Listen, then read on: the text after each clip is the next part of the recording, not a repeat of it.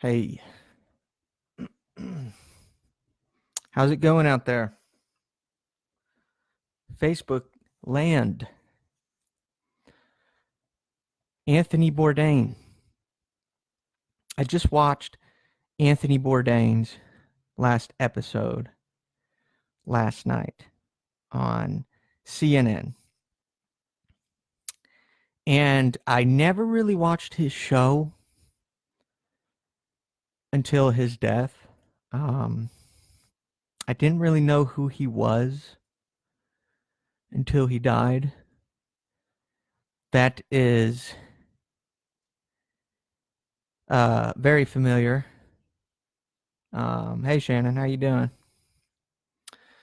Um, you know, it's not until somebody dies that people start to pay attention. That's usually how the world works. Um, so I never watched his shows until his death. But I did. I watched his last episode last night, and kind of got into his head a little bit. He shared a lot of his beliefs, which were very similar to mine. It is actually kind of eerie. He now his last episode was in a place in a country called Bhutan, which I don't know if a lot of you even know where that is. It's a Buddhist kingdom in the Himalayas, which is east of Kathmandu and to the north of Bangladesh, right below China. So that's where Bhutan is located. You guys can Google it. It's in the heart of the Himalayan mountains. That was where his last episode was shot before he killed himself, before he hung himself in his hotel room. So if you watch his last episode, you can kind of get into his mindset, into his thinking, and he kind of admits some of his thoughts, and he talks about materialism.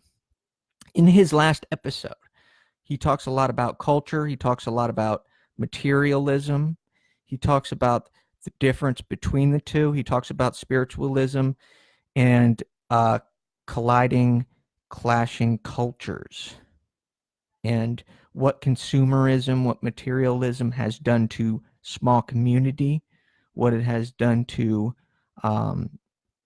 families, to neighbors.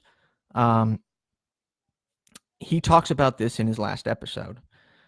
And so I thought it was very interesting, and I kind of really was interested. Usually I'm not interested in anything that's on television, but this really caught my eye because it was right up my alley. I understood exactly what he was talking about.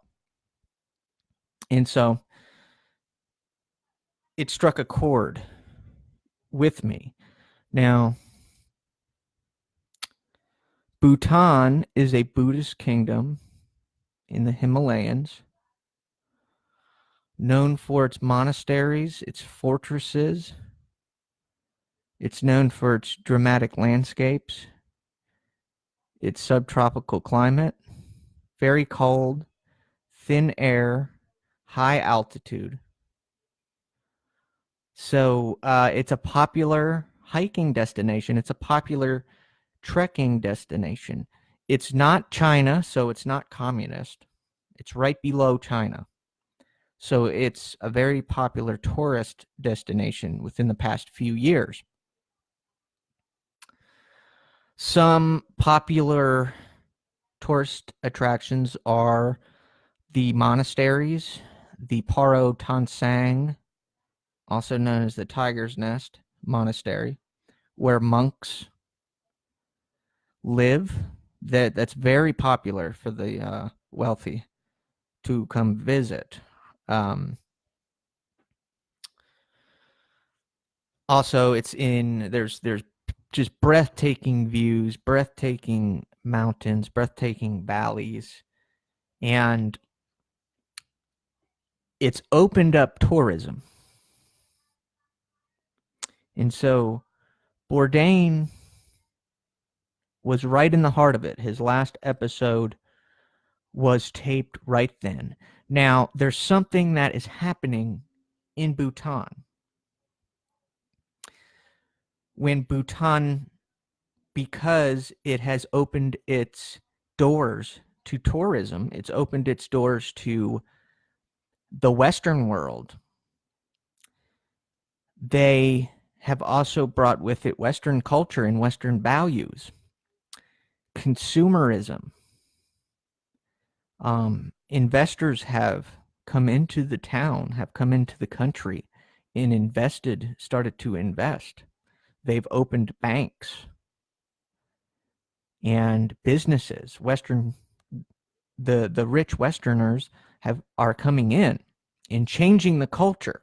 So there is a front line here. This country is in the midst of transformation from a small community, a Buddhist nation that believes in family, that believes in culture, that has a different way of life, a very simple way of life. But they, in the recent years, have opened their doors to tourism. And so this is changing the country.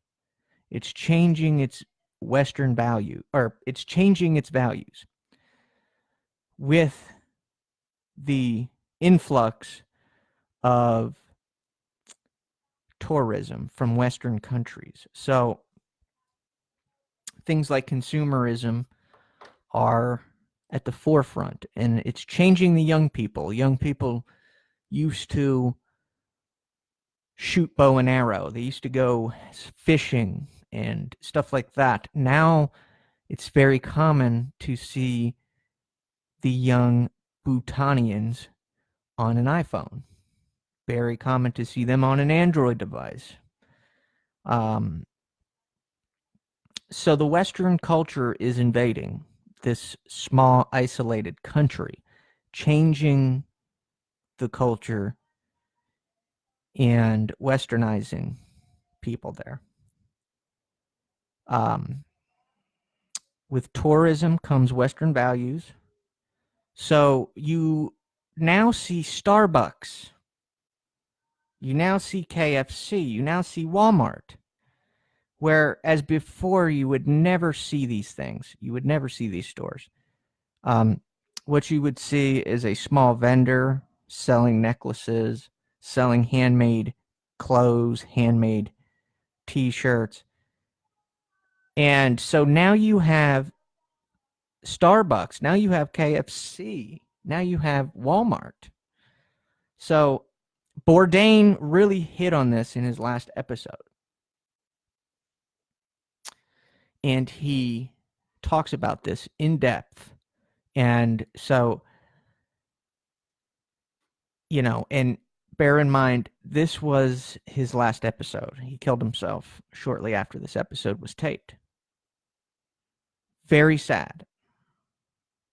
Very sad that this wealthy, successful man, just to mention, Bourdain is a recovering addict.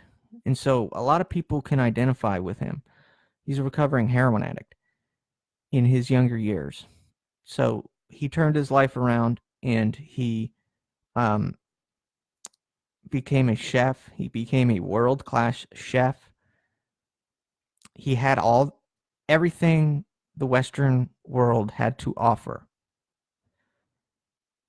And it couldn't save his life. Couldn't save his life. And the last place he visited, really, was Bhutan, a Buddhist nation, very spiritual nation. And so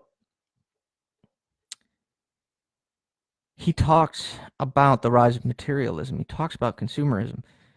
And so, very similar to me, I almost saw myself in Anthony Bourdain. I almost me and Anthony Bourdain would get along if we were at a bar and we drank together. We would get along pretty good. I'm pretty sure we would, because his personality is a lot like mine. I got that from his from watching his episodes.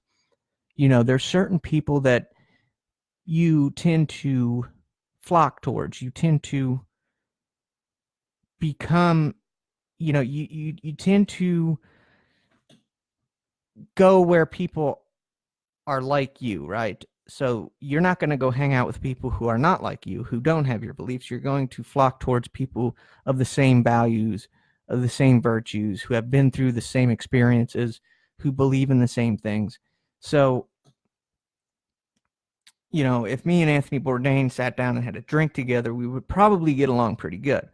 Whereas other people, if you sat down and had a drink together, you probably wouldn't get along. So the point of this is, it kind of really got to me that he killed himself, and I'm just starting to understand why he did it. And he saw how simple these people were. He saw how simple they lived. He saw that it was a small community of people in which you could only become so wealthy. So people were rather equal.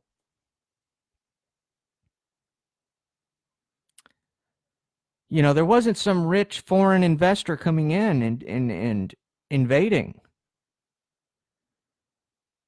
Just like the American Indians, when you live off the land and you are raised in a tribe, you have more to protect. Your life depends on it. And you can only become so wealthy because there's only so many buffaloes to slaughter. There's only so much fish to catch. There's only so much firewood to gather. So you can only become so wealthy. He saw this when he went over to Bhutan. And he was with a filmmaker, I think, and the filmmaker also touched on this.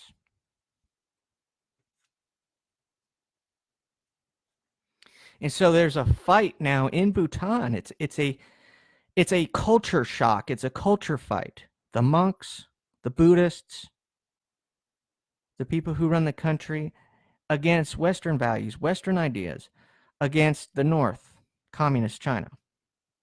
So there's three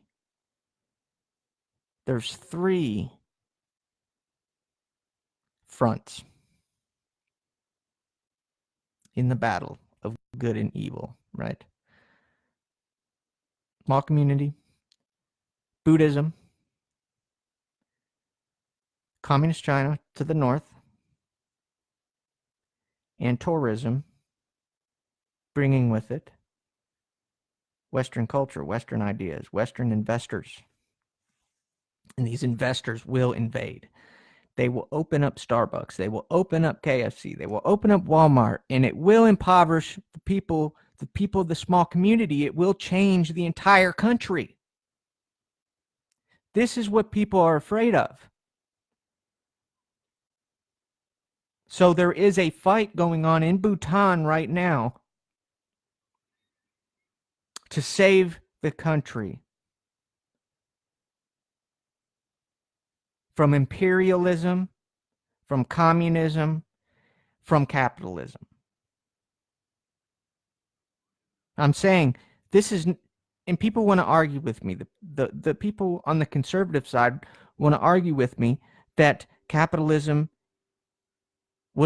is the greatest way to lift yourself out of poverty. No, that's not true. The free market is the greatest way to lift yourself out of poverty, not capitalism. Capitalism is not the same as a free market.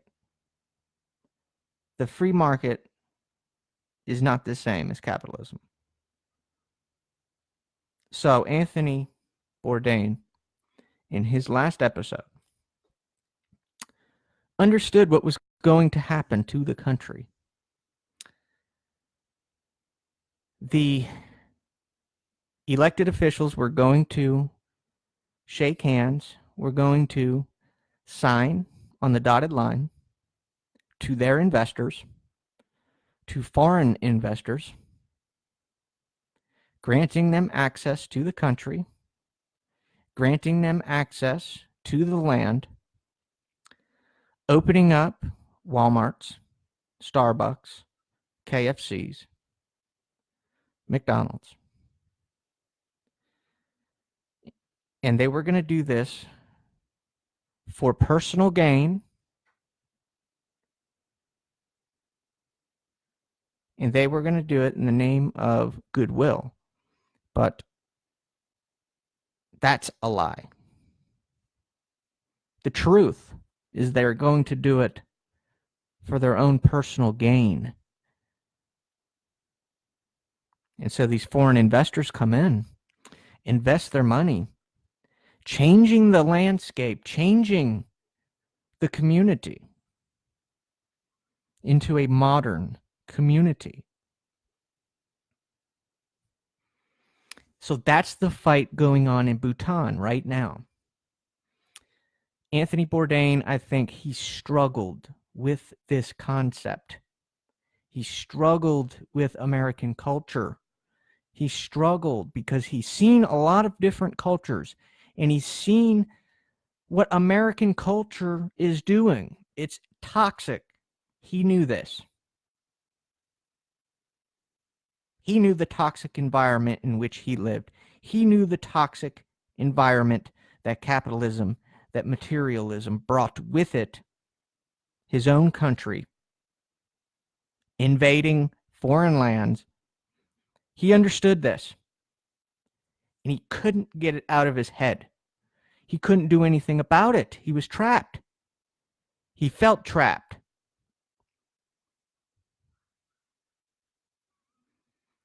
He felt trapped by the fame. He felt trapped by the money.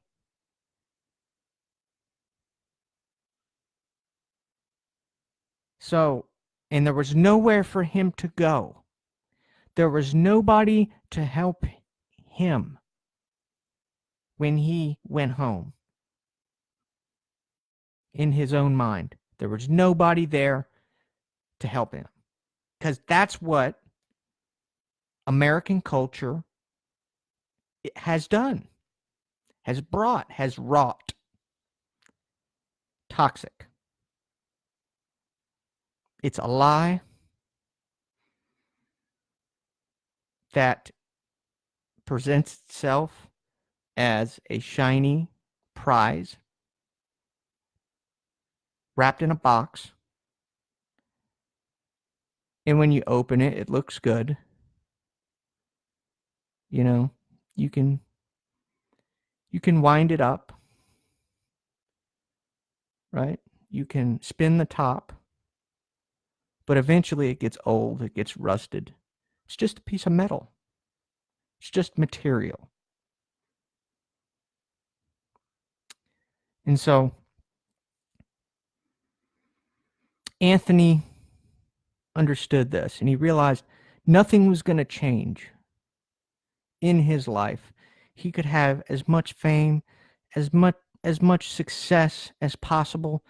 Nothing was going to change, and there was nowhere for him to go. There was nobody for him to talk to when he got home and was in his room by himself. There was nobody he could email. There was nobody he could get on the phone with. His girlfriend didn't understand. And so when you reach the pinnacle of that kind of fame and that kind of success, there's very little struggle. There's very little to fight for. You know, you've made it. You're there. I think, too, he would go to poorer countries, and he saw that the poorer countries were more the people of those poor communities were together and not as isolated as the wealthier people, especially the middle class. The middle class, suburbs, very isolated. You know, you don't know your neighbors well because you don't have to. People, I think he traveled around and saw all these poor countries and saw the close knit family, the close knit community that they lived, and he may have been envious of that. I don't know. Of course, I don't know what was going through his head. I don't know what was going through his mind. But it killed him. Whatever happened killed him, essentially. He couldn't escape it. Now, you can say, well, he worked for CNN and he was a leftist. He was a progressive. He believed in that ideology. And it failed him. That ideology left him. It failed him.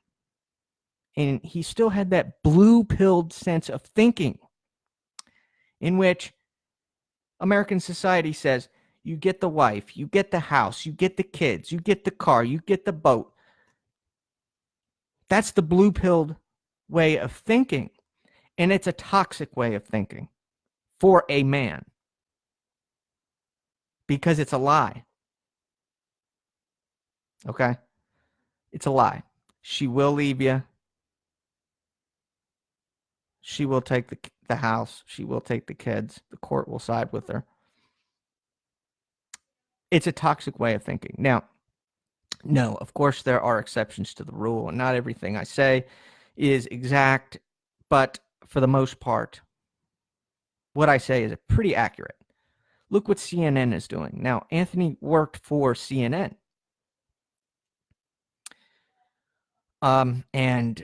Ladies, if you have a son, turn on CNN and show your son the truth of what is happening, what they're doing to American society. They're destroying community. They're destroying family. They're destroying faith. They're destroying men and women. Okay? They're telling these women, first of all, they're grouping all these women together. So they're saying, if you're a woman, you should believe this, and that's what you should believe. So they're putting all these women into these broad categories, and saying, well, this person is a man, so you need to distrust him, right? So they're putting all these men into categories, specifically white men. That's what CNN is proposing. That's what CNN's always been about, is the grouping of people into broad categories. Because the individual who is much more interesting, the individual cannot be allowed to speak his mind, cannot be given a voice. The individual cannot be given a voice. We have got to circumvent and go around the individual and put him or her into a category, and therefore the individual gets silenced for the greater good, for the common good. That's communism, by the way. And that's what governments do. And that's what CNN has done. And that's who Anthony worked for, CNN, before he took his own life. But I'm afraid Anthony Bourdain had that blue-pilled sense of thinking still, and he never could take the red pill. The red pill that said, forget all that. Forget that materialism. Forget the wife. Forget the kids. Forget the house. Now, obviously, that's not what I'm really meaning. No, that's not what I mean. But forget that dollar. Because that's a chase that you're never going to win, man. You're never going to win, and you're never going to escape that. So the red pill says, put that shit behind you, man. Put it behind you. Okay? Open your eyes. And through education, through knowledge, you can become a better person, but you can do it on your own. And you don't have to rely on somebody else that gives you that comfortable feeling, the feeling of being whole. Take the red pill, and through knowledge, you can understand, you can learn what is happening out here and why American society is toxic for men in general, but especially toxic for upper middle class guys and women, because this will affect women, if not already. It's already affecting women because women have sons, women have men they love, most women. So it will affect women as well, just not in the short term, but in the long term, it affects everybody. This type of toxic society. And now another thing I talk about is the hive mind. And so you don't have to be an intellectual to understand what the hive mind is. The hive mind says,